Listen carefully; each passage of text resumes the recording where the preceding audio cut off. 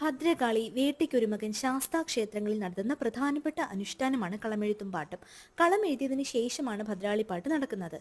കളമെഴുത്തും പാട്ടും, മുടിയേറ്റ്, തീയാട്ട്, കോലം തുള്ളൽ, സർപ്പം തുള്ളൽ, പാന തുടങ്ങി അനുഷ്ഠാനങ്ങളിലെല്ലാം കളമെഴുത്ത് ഒഴിച്ചുകൂട്ടാൻ പറ്റാത്തൊരു ചടങ്ങാണ്.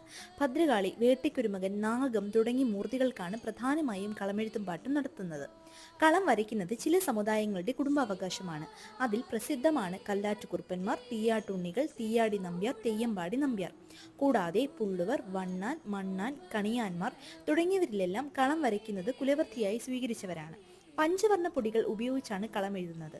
കറുപ്പിന് ഉമിക്കിരി, വെള്ളയ്ക്ക് അരിപ്പൊടി, മഞ്ഞയ്ക്ക് മഞ്ഞൾപ്പൊടി, പച്ചയ്ക്ക് മഞ്ചാടി ഇലപ്പൊടി, ചുവപ്പിന് മഞ്ഞളും ചുണ്ണാമ്പും ചേർന്ന മിശ്രിതം ഇത്രയുമാണ് ഉപയോഗിക്കുന്നത്. ക്ഷേത്രങ്ങളിലും കൂടാതെ കുടുംബക്ഷേത്രങ്ങളിലും തറവാട്ട് സർപ്പക്കാവുകളിലും കളമെഴുത്തും പാട്ടും നടത്താറുണ്ട്. വീഡിയോ ഇഷ്ടമായെങ്കിൽ please like, share and subscribe. Thanks for watching.